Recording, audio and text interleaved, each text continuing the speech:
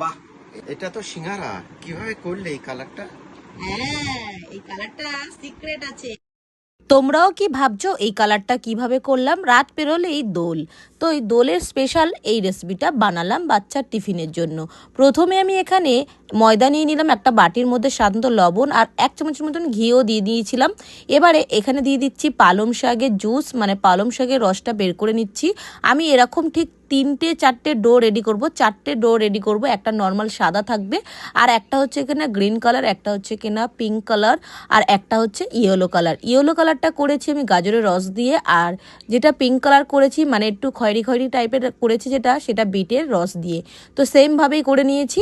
এবারে গ্যাসের উপরে কড়াই বসিয়ে দিলাম, বেশ কিছুটা দিয়ে দিলাম সাদা তেল, জিরে ফোড়ন দিয়ে দিলাম, পেঁয়াজ কুচি, আদা রসুন বাটা, আর সেদ্ধ করে রাখা আলুটা দিয়ে দিলাম। তোমরা চাইলে এখানে কিন্তু চিকেন দিয়েও বানাতে পারো।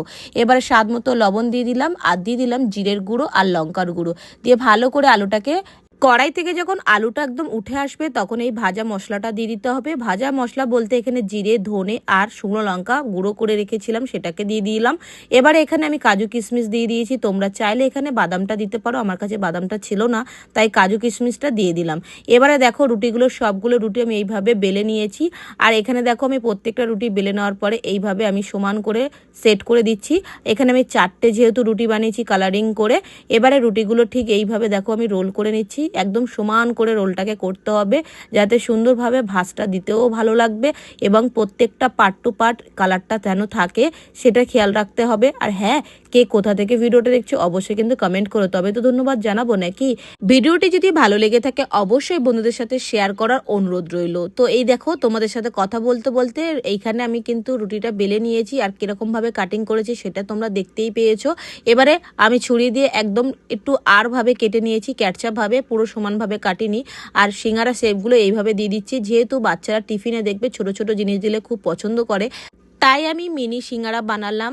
আর বাচ্চারা যেহেতু পছন্দ করে মিনি সিঙ্গারাগুলো, মানে ছোট ছোট জিনিস পছন্দ করে, তোমরা চাইলে কিন্তু এখানে বড় সিঙ্গারাও বানাতে পারো। প্রসেস কিন্তু একই হবে, শুধু এখানে রুটিটার সাইজটা একটু বড় হবে। গ্যাসের উপরে কড়াই বসিয়ে দিলাম, বেশ কিছুটা সাদা তেল গরম করে নিয়েছি। একদম বেশি গরম করিনি, যখন অল্প অল্প গরম হবে তখন এই সিঙ্গারাগুলো দিয়ে ভেজে নেব। গরম গরম সস দিয়ে দিয়েছিলাম বাচ্চার টিফিনে। কি গো, বাবুদের জন্য সিঙ্গারা বানিয়েছি টিফিনে খাওয়ার জন্য। একটা খেয়ে দেখবো কেমন হয়েছে। হ্যাঁ, খেয়ে দেখো কেমন হয়েছে।